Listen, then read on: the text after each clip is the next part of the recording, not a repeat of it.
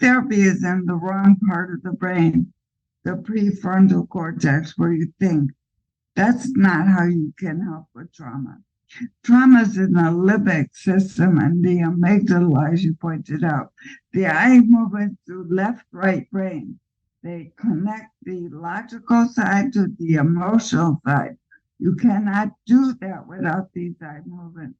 When you do it the way I do it, people make changes and they leave with a different perspective because we're working in the correct side of the brain to do it.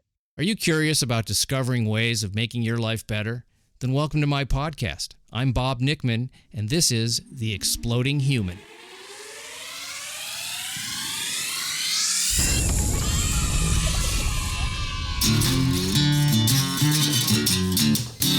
Listen in while I talk with all kinds of people in the fields of personal growth, health and healing, alternative therapies, psychology, spirituality, environment, and the future.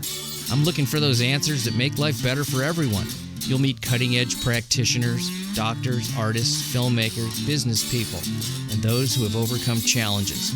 The brave, the curious, anyone who is out there helping us humans to explore, expand, and explode. Hey, welcome to The Exploding Human. My name is Bob Nickman. My guest today is Laney Rosenzweig, and we're going to be talking about how she created and founded Accelerated Resolution Therapy and the incredible success she has had treating patients with trauma. But first, I'd like to invite you to visit my website, theexplodinghuman.com. Over there, you can listen to episodes, read synopses, see photos of my guests, and read a little bio on myself. You can also listen to the show on YouTube. That is The Exploding Human with Bob Nickman. As I said, my guest today is Laney Rosenzweig. She's been a licensed marriage and family counselor for over 30 years. She trained in EMDR, which I have done an episode about maybe a year or so ago. And she took that modality and created ART, Accelerated Resolution Therapy, which to me can best be described as replacing negative images in the brain with positive ones to mitigate trauma. She's written a book called Too Good to Be True, because when people hear about this, that's the first thing they say, and that's kind of what I said when I first heard about it. I'm going to put a link to her TED Talk, and you can also find it by looking up Laney Rosenzweig TED Talk. And I recommend checking that out because it really explains it, in addition to the way Laney is going to go into this during our interview. I do want to mention that a number of years ago, Laney had a stroke, so her speech is slightly impaired, but her cognitive abilities are stronger than ever. She's a wonderful human being, an articulate therapist, and I absolutely loved talking to her. This is such a powerful thing that she has brought to the world. It started in about, I think she said 2007. You'll hear it in the interview. So we're going to get right into this. This is Laney Rosenzweig. It is so great to see you, Laney, and I'll tell the audience that I have talked to you previously, which was a wonderful thing, and I'm so excited about talking about art and how you developed it from all your work as a therapist for so many years, and I want to start with that. So you were what we would call a conventional psychotherapist. So I am a licensed marriage and family therapist, LMFT, and so I could tell you, I took the training. EMDR stands for eye movement desensitization reprocessing. Well, I found that the way it was being used did free association. You would just free associate. Not my back's not what I'd like to do. So I changed it to putting these eye movements, maybe similar to REM and what that does, to putting it right on the problem the person had. Well, I was getting amazing results, like doing trauma in an hour, and they said they were done. So I still called the EMDR. I didn't know better. And when I went for a consult with the EMDR therapist, she said, I don't know what you're doing, but it is not EMDR. So do it our way or call it something else. So I said, well, I think I'll call it something else because it's so good. And that was like 2007-ish. In 2008, I began to write up what I was doing. And here we are with over 7,500 people trained. Walter Reed, the head of research, uses my therapy, been to over 10 Army bases, trained them back in the day. And so we're coming very far with Yale. I trained 7 nurse mental health practitioners, and they would like to contract to do more. So we've come a long way in the 15 or so years. I'm, I know you wrote a book called Too Good to Be True. And when I heard about it, I said, this is too good to be true. So it's a perfect title. And my connection to you is one of your clients is a friend of mine. And I called him, no, I texted him, not that matters, but I texted him the other day. And I said, is Laney's work still holding up? And he goes, absolutely. And that was 3 months ago. He, I don't know the specifics of what his traumatic thing is, but I know that he spoke to me about the triggers for it not being there anymore. He wasn't being triggered to experience his, his trauma, if you want to call it PTSD, PTSI for injury, whatever you want to call it. So I was like, okay, that is a testimony. Plus, folks that are listening, and I'm going to put a link to it in the description. There's a wonderful TED Talk that Laney did, and I'm going to put that in. And if you want to get a glimpse of what art is, this therapy it's a really great TED Talk. And there are some examples in there of people testimonies, I guess. Now, our friend Michael, and I won't use his last name, but he said that he doesn't remember a lot of what happened. Yeah. He goes, she was moving her hands around and showing me some cards or something. I didn't even get it all. So how much can you explain what you're doing? Well, so the biggest difference between what I do and the rest of the therapy world is I know that the problem with trauma, which we call PTS, we don't think it's a disorder. It's the way you respond to trauma. It's normal. But I know for a fact that it is the images in your brain, and they cause sensations, and they cause triggers. So if you can erase the images so the person can see them and normalize the way it should be stored in the brain, you're done. So you go to a dentist, they drill. Maybe that's not the most pleasant part, but they drill and they take out the bad filling and they put in a good filling. What I do is have the person see the trauma. I get rid of the sensations for the trauma with eye movements. And then we actually erase the image they don't want. And we replace it with the eye movements that are so powerful, the way I do them. Once they can't see the image in their mind, the problem's done. So I do trauma in an hour. Most often, that's how it's done. Ongoing problems have secondary gains, which is like if you have a substance problem, you drink and you feel better for a short time. And so it has a reason to want to do it. But still, that's much quicker with my therapy than any other therapy. So I can do that in several sessions, maybe up to 5.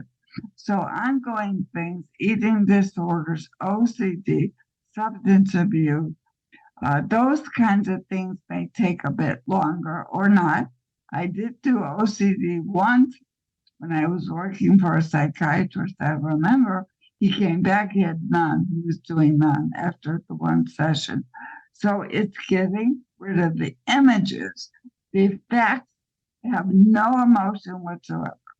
You come in and you're crying at the end of the session. You'll have the facts, but you won't be able to cry. I didn't test it out. I'd say, try to cry about it now, and they can't do it. I try to cry about it. You know, the thing you came in with, think about it right now and cry. And they can't. I'm sorry, I can't cry. Well, that's, what's amazing. I mean, you use the word erase, but you're not forgetting what the thing that happened. No. Like the postal worker who was bitten by the dog and hospitalized. She knows that happened. She hasn't forgotten it. Yeah. In fact, you make it more detailed because the trauma fades as you do the process, and you can look around the scene and get more info. So you have all the facts. Now you just don't have any emotion or triggers. The triggers are gone. So I did someone, when I was in the hospital for the stroke, I couldn't resist. Somebody was really in bad shape. So I said, hey, tell them to come to the hospital. So David, my partner, sat outside, told the nurses I couldn't be interrupted. I didn't know what it was because you don't have to know the problem to do it. It's a procedure. I do the procedure. He leaves. 3 weeks later, David got a call and they said, do you know what happened to him? And he said, no. He was a first responder at the Boston Marathon. Oh. And he could not go through near the site, not near it. After I did it, he had his wife drive him and he walked all around with no problem. And that was just 1 hour in the hospital because I couldn't resist. Well, that's where your passion comes in too, I also got rid of headaches for the nurses. So one of the nurses came and she goes, I have such a headache. I said, sit down. And I'm in a wheelchair at that point, right? And I do a few minutes of beyond movements the way I do them, and it was gone. So the next morning, another nurse came in and said, I heard you get rid of a headache. I said, sit down. So we thought we should set up shop there at some point. Well, you'd probably to have somebody that does what you do in a hospital would be a very wise choice because a lot of problems that do come from. That's right. Or before they have an operation, you could calm them down. Kids who do it say it's a Jedi mind trick. They kind of enjoy it. And they don't have to talk. They love that part. Well, that's amazing to me that the patient, client, whatever you want to call it, doesn't have to relive the trauma to do this. And the practitioner doesn't have to hear it. Right. So I'll correct you on one thing. Okay, the good. First time they come in, yes, they see the trauma head on. So it's not hypnosis, but they try to relax you. I say, look at the trauma. Don't speak. Don't tell me. Just see it. And every few minutes, I get rid of sensations for it. Oh. The second time they see the trauma, parts have disappeared, or it goes real fast, or things change. The brain has already started to process it, you see. It just has changed. They have less feeling. They say, I feel like I'm watching it. I'm not in it, like that. And I said, that's what's supposed to happen. And then they go on to change it themselves. And it's like having a good dream that replaces your nightmare. And it's easy to do. You don't have to. I'm a guide. Your brain does all the work. I just guide you. And it's to me, it's simple. And it works like 99% of the time, unless you don't really want help. That's a good point, unless you really don't want help. Don't want it. It's not like it's mind control. It does what your brain wants. Okay, here's a question that I've had, and I had a discussion with someone, and I couldn't answer the question. There's a belief, I think, in the world of talk therapy that you really need to talk about something. Let's use the term ad infinitum to get rid of it, to really, quote, process it, and over. And I'm not talking about, like, what I'm talking about is not a sort of specific incident trauma, like a car accident or first responder or, a sexual assault, but an ongoing feeling that some people have, let's say, growing up in a home that there was a lot of fear, or growing up in a home where there was, they were told that they weren't good enough, or, these things that are sort of ongoing, what I call lighter traumas, but they're consistent. Can this help with that? And how does, if there is no specific image to get rid of, what goes on in those situations? If there's no image, we have them create one, because it's what you have up in your brain. It's not what really happened. But I do metaphorical work with this.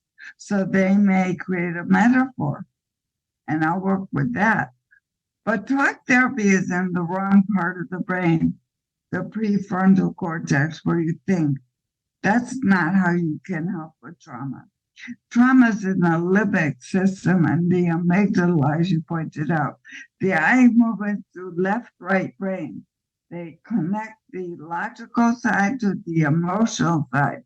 You cannot do that without these eye movements. When you do it the way I do it, people make changes and they leave with a different perspective because we're working in the correct side of the brain to do it. So there's a therapy called prolonged exposure. I was in Washington talking to the social work convention, and somebody raised their hand and said, "What do you think of prolonged exposure therapy?" I said, "I think it's prolonged." Prolonged exposure is prolonged. Right. I don't want a prolonged root canal, nothing. Maybe a massage, prolonged. But we're accelerated resolution therapy. So the word is accelerated. We're not prolonged, but the military still uses that. And people find it distressful. They, don't stick it out. And they even have a machine where you sit in it and it shows you things you never saw to try to, have you see the trauma. And the person who runs the machine said to me, "They hate me." Well, yeah, you go over and over and over and traumatize again and again, even with things they hadn't seen. It's crazy. Well, it's sort of like that theory that if you want to quit smoking, you smoke till you get sick. You just keep smoking, smoking, and smoking. It's like, well, now I'm sick and I'm a smoker. That's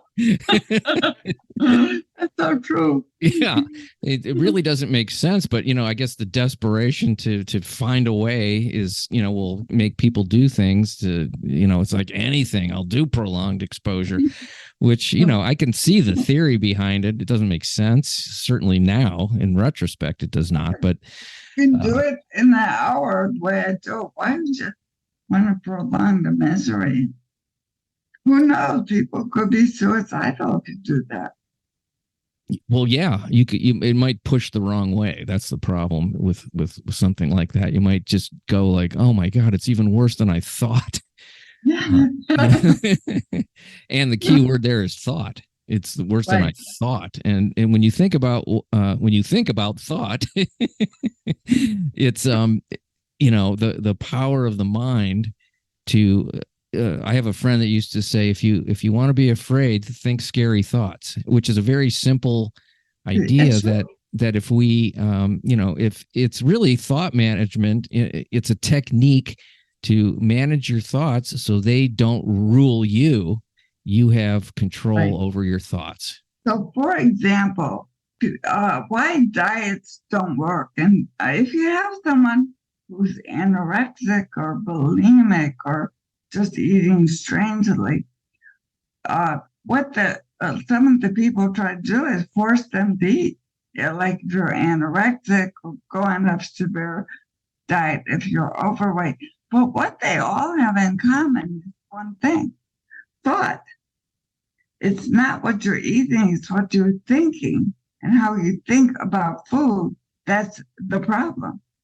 So if you can alter the thinking to have doing things more important than food or thoughts about food, that's the key. And I think a lot of people don't realize that. So I don't care what your problem is with eating disorder. The problem is you're thinking in a way that's making it persist, which art can change. Are people, let's do an eating disorder here for a second. Are the thoughts that someone who had, we'll use anorexia, are they aware of what they're thinking about? Like, if I eat too much, I'm going to get fat and I won't have any friends. Let's just right. So in my book, Too Good to Be True, I talk about back in college. I'm 70 now, but back in college, I had an eating disorder because someone said I was 5 pounds overweight. And it sent me on a terrible journey. And I didn't know about health back then. So later on, I took a course in eating disorders at college. And I did a sort of a journal I pretended to do. Every day was the same. What am I going to eat this morning? I should watch the calories. How many calories are there? And what will I do for lunch? What will I do for dinner? The whole day is taken up with food, calories, and all that. And it pushes out any joy. And then the next day, same thing. What am I going to eat? What calories do I have to count? You see, it takes up your brain eventually. And therefore, you don't have a life. And that's why anorexia can lead to death, because it's very important to get control for these people. The real question is, what are you trying to control, really? Is it childhood trauma, which I can do in an hour? If you do snippets of your childhood, I can take care of it. Well, if you're bulimic, what are you really trying to throw up? It's not food. So with art, you can get to the base of what is it really about? What is this metaphor your brain giving you about? Let's go for the real deal, not this phony thing you create to think you can have control. You see? Yeah, I mean, the root of it is what talk therapy tries to do, which is to get to the thing, but then it's not. Then you're just talking about it. I remember many years ago I was doing talk therapy, which was very helpful to me in many ways. It uncovered a lot of things that I didn't realize and belief systems. But there was one point where the therapist said, she brought something up about my mother, and I looked at her, I go, I'm not talking about her anymore. I am so done with talking about that lady whom I love, but it was still like, it's too much. It's enough already. I was like, I can't, it's something in me just went, nah, that's not it. It's up to me. Right. And so the way we get to the root of a problem is by taking a sensation and matching it to an earlier time when they felt like that. Very often, zoop, the real thing pops up. And then you focus on the real thing, and talk often can't get there. I mean, they try, but talk is very well manipulated by the client. They can take it wherever they want. And if they don't want to get better, that'll go on forever. Well, it does, that's true. And, it does take a certain amount of courage and willingness to look at really painful things. And some people can't do it because it's too painful. It's like, right. I can't go there. It's just too much.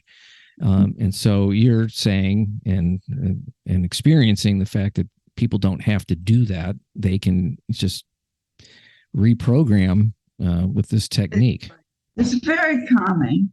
So the eye movements are connected to a calming response in the brain. So if you go back to the dental comparison, they give you Novocaine. Mm-hmm. And we calm you down with eye movements the whole way. The way that the people use the eye movements calms the brain enough to get in there and change the images. Right. It could be that's why we don't act out our dreams, because they're so calming with the eye movements.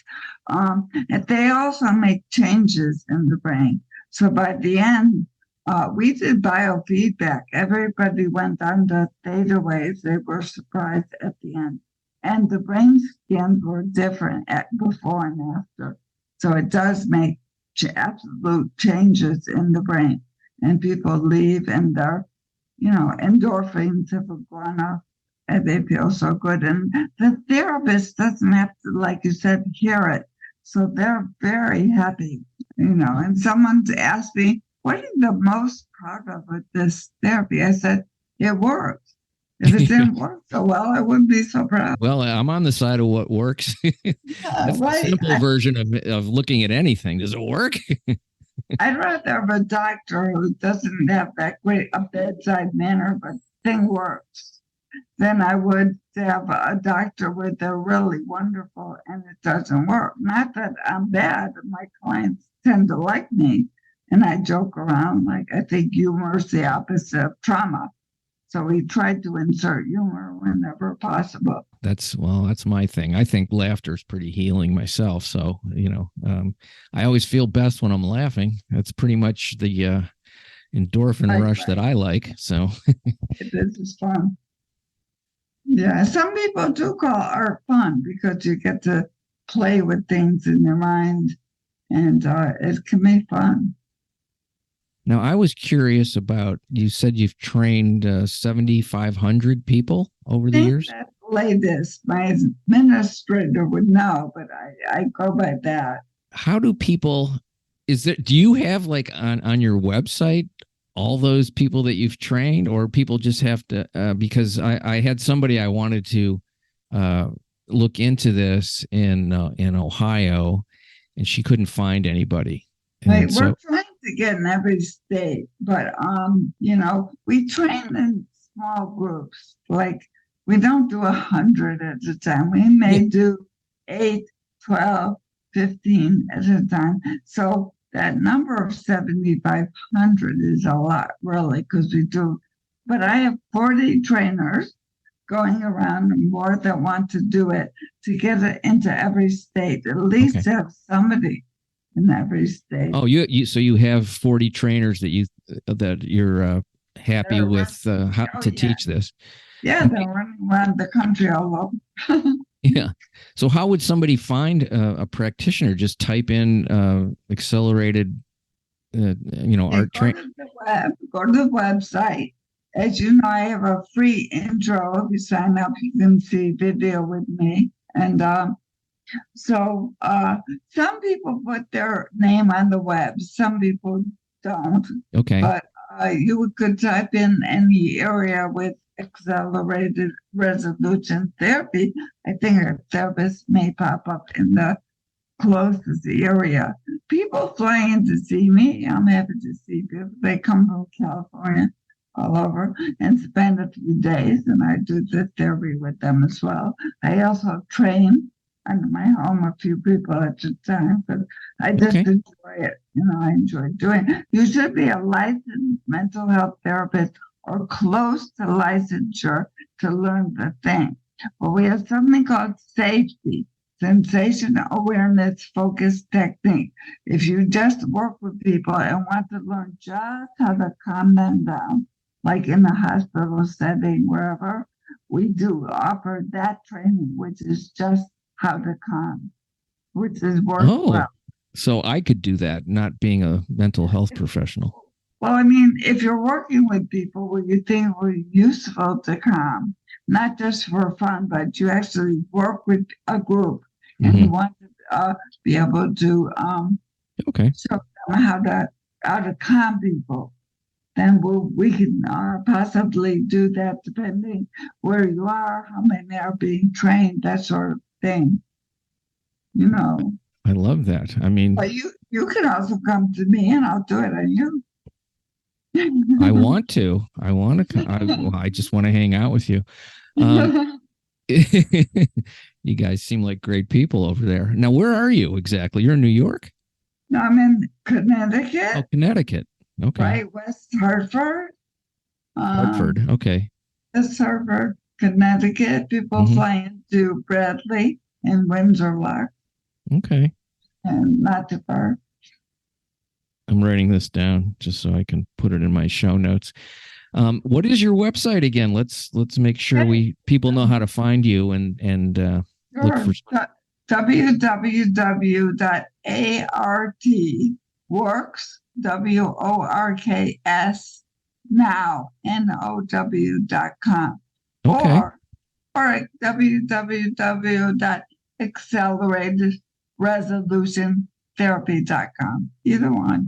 Accelerated fast resolution, it resolves quickly. It's a therapy. And art is perfect because you do artistic things in your mind. May not be on paper, although for kids, they may put it on a whiteboard, their drama, and then erase and repaint it. So it is containing art in a very big way. So I thought that was a perfect name. I love the name. Because there is something like art. Your development of this has a lot of intuition in it. Oh, yeah. And something happened when you were doing this thing you were trained to do, and then you took it to another place. That, what is that? I always ask myself, what happened in there that took my intuition to start to see something else? I mean, that's what an artist does. They take things that are there and then they take it to another place.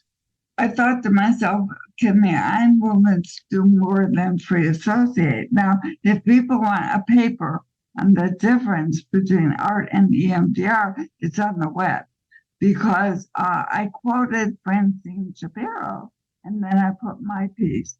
However, she was a great woman to get eye movements into the world. That was great. So I even have a picture of her in my book because I met her. And I think she was an absolute great woman. Francine Shapiro is her name? Yeah, she's deceased now, but she developed the EMDR and got it all over. So, good for her how she got these eye movements. But when I ask people, what do you do for EMDR? They don't really necessarily do it her way with the 8 phases. So people tend to change it, as I did.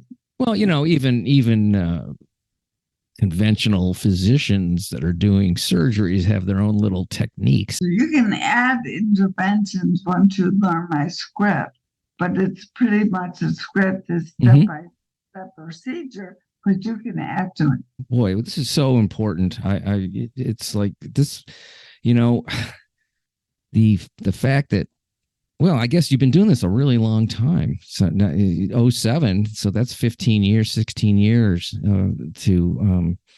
you made a tremendous amount of progress to train that many people in such small groups. So that's huge. And, I guess the object for me would be to get the message out there to a wider audience, and let's get this to as many people as possible. So it would alleviate so much ongoing suffering and pain and difficulty, which now is, could be seen as unnecessary because, why continue doing something that doesn't work when you have something that does work? We have $1 million study almost ready to be published. And it was done with the head of the VA, who's the head of CPT, cognitive processing. And so she did take it on. I have a feeling it's going to be positive. It's a gold standard. So I'm waiting for it to come out anytime now. Oh, that's fantastic. Yeah, I was doing a little look-see on the web, and I saw there was a guy who runs a treatment center somewhere, I forget where. I want to say Texas or Arizona or someplace like that. And he uses it for addiction in his treatment center. Sure. Yeah. And the advanced training does some pretty special things. I've done dyslexia, but they can't read and understand in a session. And they read and understand. I figured it out because I trained at Betty Ford Clinic and the person didn't read well. So I took her aside, developed something that works. So I have video of it working with several people that I showed during the training. And nobody can do that. And my mom is deceased, and she was a reading consultant. So it's very near and dear to my heart that I can do Oh, that. And I would love a study on this, but it changes lives. People drop out of college because of dyslexia. It's yeah. just And they and can't then read. there's there's the shame that goes Oh, with not, I yeah, can't read like other people. I can't, trauma. when people feel like they can't do what other people can do, they hide it. They feel Yeah. ashamed. They change their lives in order not to be exposed, as if it's, their fault in some way. And this is, Traumatic, and that's how it works. I get rid of the trauma. I do a few things to make a few connections in the brain, and to my surprise, they just start reading and they thank me. I can read now. I can read to my kids. Oh my God. yeah, wow. I didn't even think of it for something like that. So, what we're really talking about here is that the brain is very Valuable. malleable. That's what I was going to say trainable, but malleable is a better word. It's malleable, and these things we think are fixed problems, and and you said earlier, disorders is a very stigmatizing word, and so it's, in a sense, it's a biological correction with the brain. It's a Right. Because trauma skips the prefrontal cortex and goes right into the limbic system. You don't have time to think when something's trauma, right? It's a trauma, it goes right into the emotion and gets stuck. Well, then And also, if you want to look at it like that, is that this child that was traumatized grows up to be an adult that remains that way, and then brings that into their new family situation. So now their kids are catching a version of that. Catching is probably not the right word. Being exposed to it. So now their beliefs are in the same, and so that goes on and on and on I tell you, I like to share. I had a couple. I did it on her for childhood trauma and him separately. And I said, I got a text, call me. So I called. It was their talk therapist, and they were there apparently. And he said, what did you do? I said, well, what do you mean? Well, they're okay now. And I have been working with them for a while. I don't know what to do next. And he said, should I send her for inpatient for trauma treatment? I said, why? They'll open it up with no closing. Why would you? I wouldn't do that. Well, can they see you again? I said, absolutely. Whoever wants to see me can see me. And so I think they've called, again, but you may have more than one problem. So yeah. it's not always one and done. You can come back for other things. As you take care of one thing, something different may pop up. I was going to ask you about that too. If you have multiple traumas, let's say I'll give you a couple examples. We got a guy who was grew up in an abusive home, and he was stabbed by a gang member, and then a few years later he was beaten up by a cop, and a few years later, how often would obviously you can't tell me exactly, but how often would somebody like that have to come to you? Do they have to resolve each trauma separately? Does it bleed over into, does the work, let's say you treated the first trauma, would it then help with the second trauma, third trauma? Because there's a lot of people that grow up in very horrific circumstances, ongoing and severe. So taking the police officer, it could be one session. Their brain takes each incident like a movie. So a movie has scenes. Like if you've been molested by the same person over a period of time, you just make that one movie. But if you say, I want to do childhood trauma and I want to do substance abuse, two different things. Yeah. At least two sessions, if not more. So it depends on how different it is. Like car accident and relationship problem, 2 sessions, different. Okay. Yeah, that makes sense. So you could do it in a couple of weeks, really, with separate things. Yeah. Oh, yeah. Oh, yeah. You could do it in a couple of days or not spaced out too far. Because when people travel to see me, I do as much as I can. Oh, I'd rather wait a few days while it's settled, but if yeah. they're coming a long way, I just do each day something different for 2 or 3 days. And I get lots of feedback. Thank you. You changed my life. I can drive anywhere now. Thank you so much. So I really enjoy it. I mean, I think it's higher power. Now, I'm not really religious per se, but I have this higher power thing with the intuition. I think that that connection to whatever that power is I think we all have it. Some people have distanced themselves from it or have shut themselves off from it, but you seem to be very open to it, which is wonderful. Yeah, I mean, I think it's been honed. So people who do art tend to get more intuitive. It's just the way it works. And also the other part of it that just as I talk to you, I feel that you're a very safe person to be around, that there's no judgment about the past of what's happened to somebody and how they've handled it. It's not about that. It's just about doing what works. And then I'm sure that really helps somebody relax. It helps, I feel completely, you're one of those people, I'm like, I could tell her anything. It doesn't matter. And it's very good for cultural diversity because we don't judge. They do all the work, the client.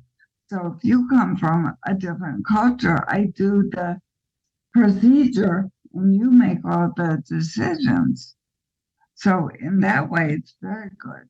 Yeah, I love that because that gives the person power to heal themselves. And like you say, you're a guide, which is a really, to me, what a healer is a good guide. They don't people, they don't fix you.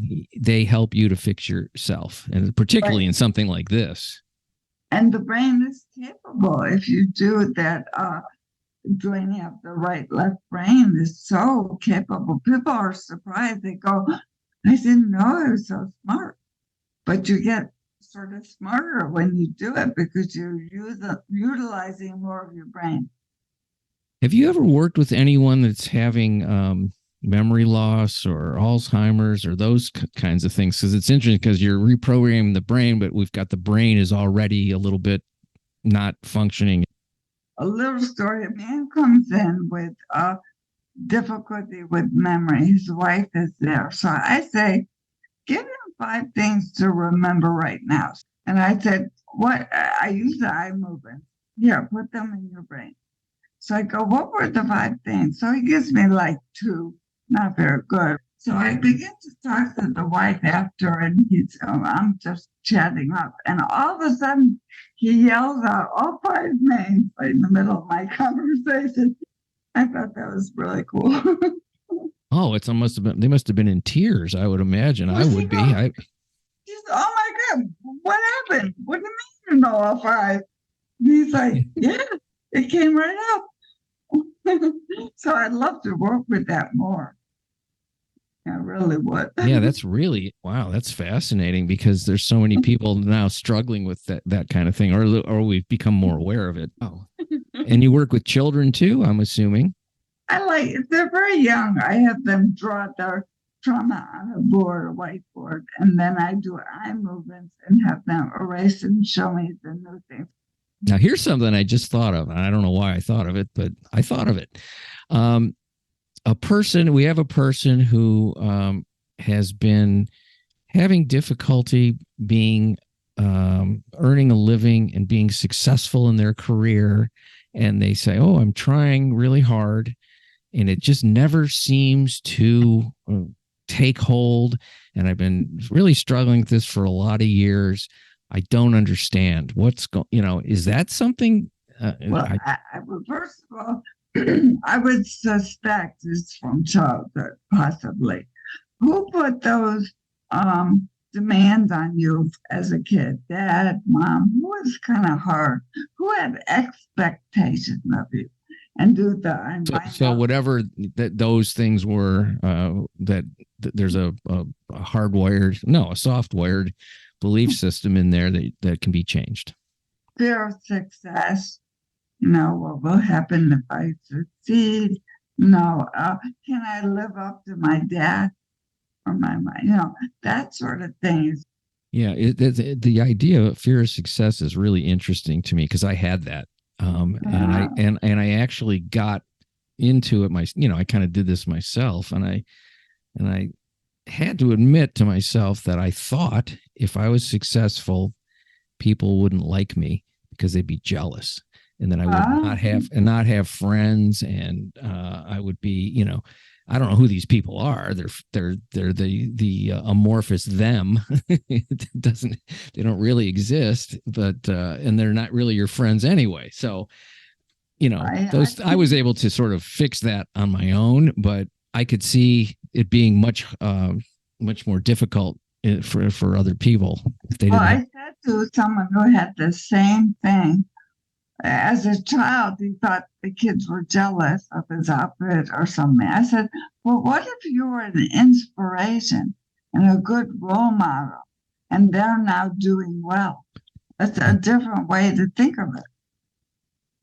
Yeah, it's always surprising that when you discover something you believe is completely erroneous and pointless and counterproductive to a happy life.